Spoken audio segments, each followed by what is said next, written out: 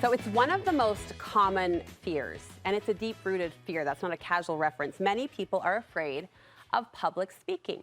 But my next guest says you can overcome the fear with one simple fix. Think less about you and more about them. Studio 5 contributor Shima Baughman observed that it's not just the talk in church or your work presentation that women fear, but we often feel nervous to simply speak up in large groups to give our opinion or our perspective. Shima is joining me to help us find our inner confidence toward this topic of speaking out. Great to see you, sister. So good to see you. So I'm going to run the resume. You're a professor, a former attorney, a former associate dean of the University of Utah Law School. So do you get scared to speak in public? I mean, pretty much every time. You do? Yes.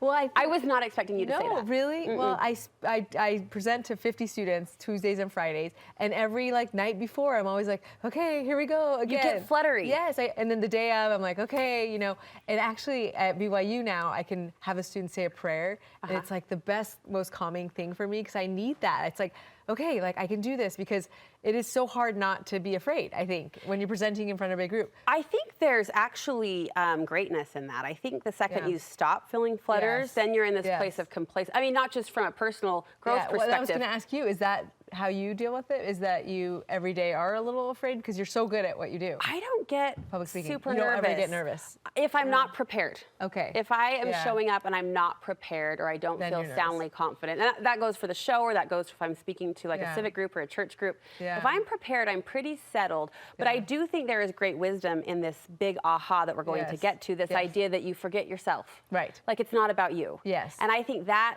idea, and I know we're going to dive into it deeper, takes over. What do you think scares women the most, Shima, about public speaking? I don't know, because I'm generally just afraid of I think, I'll go internal and think, what if they think this about me? Think more internal thoughts.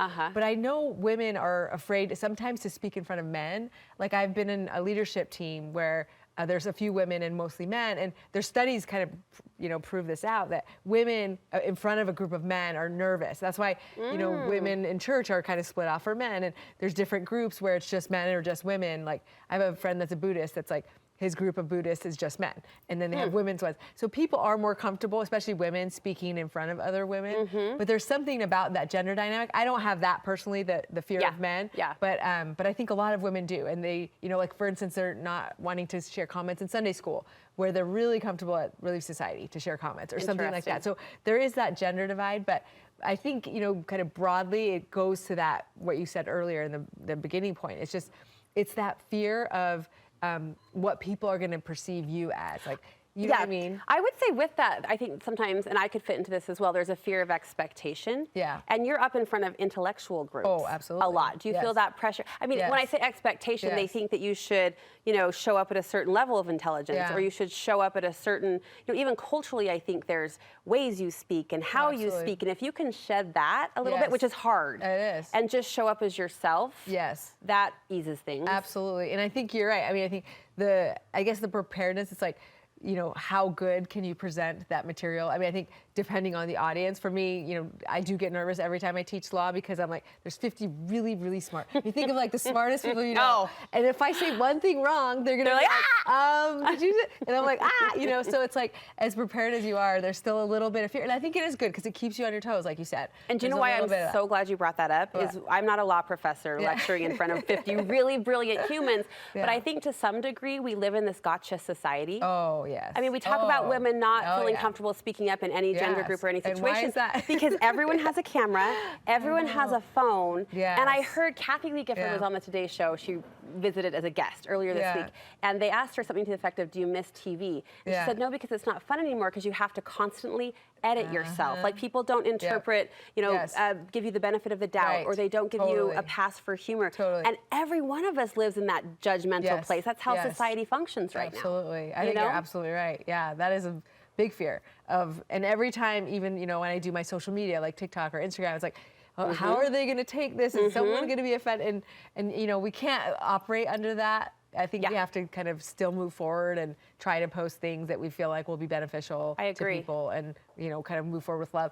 With any good comment or any good post you have or any good, presentation, like if there's like 2 people or 2% that have a problem, like you're good. If it's like half the people, then you're like, okay, let me rework. You could listen to that feedback. Yeah. And with that, we can never lose sight of context. It's so easy. We've seen recent examples where one little sentence has been plucked out, of a talk or a lecture or or a social media post, and you cannot go off of something by their words. A friend of mine that does a lot on social media, she's like, the kind of content of social media now is all in the comments. Like people look at the post, they're like, yeah, but then they really, because that's where the drama comes out, and for good or for bad, right? So all the reasons to be afraid. Yes. Now I am feeling afraid. Ask me the question again. No. But there are some really great points of advice that you have to help women overcome this fear we've described and find our inner confidence. And first is to hear them. Yes. So I think anytime you're speaking, whether it's in a leadership team, civic, church, wherever you are,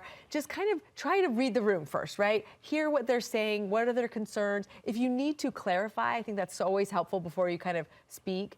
As I have an understanding, it seems like people are feeling this way about this issue. If it's like planning an activity for your sake or whatever, that's the first step, I think, is just understanding what the landscape is and reading the room. It's a smart step. I don't do a lot of public speaking in this stage of life with young kids considered, but I do, when I do, I always ask, tell me about this group. Oh, that's I don't so just good. want numbers, or I don't just want demographics, stats, but I really want to know about this group and where they are. And I think an effective speaker will always do that. When they come, like I heard a speaker last weekend, I was presenting at something in Utah, and she'd never been to Utah, and she was just like, these mountains, they look like a green screen. And immediately she's had the whole crowd like, yes, aren't they beautiful? We love our mountains. We love our mountains, we do. And in Provo especially, they're just magnificent right there, you know. And so just like reading the room, like let's hear what they're, let's kind of relate to them, we'll be with them, and then kind of I'll get to my point, Hear them and then love them. Then love them. This is the thing that works, and that's why I can kind of teach every week and not be afraid, is because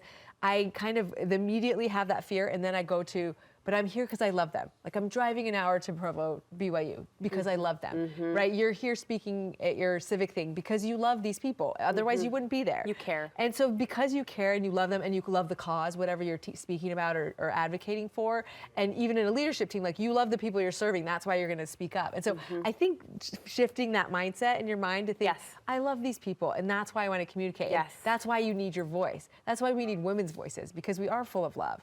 And if you don't share that love, right, then no one will hear your perspective, and we need that. And finally, think of them. Yes. And this is also so helpful for me. It's when I have those thoughts of, what if they think I'm an idiot? What if I'm not articulate? What if? All the what ifs we always have, right? I just try to turn it around of like, think of them instead. Like, I'm doing this for them. Think of the people, right? One, you've already decided that you love them. And then two, you're just thinking, okay, how am I going to, let me look at them. How are they feeling? How are they going to, just feel after this is done? How are the people I'm doing this for going to take this? How will this help those people, right? And I think as long as you take it out of this me-centered, like, I'm going to fail and I'm an idiot, take that away and think, okay, I'm doing this for them though. And then it really does remove you out of the situation. And then it's like service. Like when you serve people, you feel happier. Why? Because you're not thinking about yourself anymore and how lonely you are and sad, right? You're thinking, oh, I'm helping these people. And then you're thinking about them. And then all of a sudden you're gone in the whole thing and you're happier. So it's the same thing with public speaking, I think. You hit the nail on the head, and you can disregard, I think, any and every other piece of public speaking. Like, don't picture them naked. No. Don't worry about your opening story. Just worry about losing yourself. Losing yourself and loving them. If you love them, they will feel that love. It's also the making of a great conversation here in studio. It's kind of a compressed, pressureful situation with the lights and the cameras. But if a guest can just let go of all of that, easier said than done. It is. And just be in the moment like you have been with me in these last beautiful moments. And you're so good at this. Oh, thanks. And so I think it's nice to see someone as polished and articulate as you and know that she still gets nervous. You're so nice. Oh, yeah, always. Yeah. All right, Shima, thank you so much. Love them, see them, hear them. Good advice for anyone stepping in front of a crowd or using your voice for good in any situation.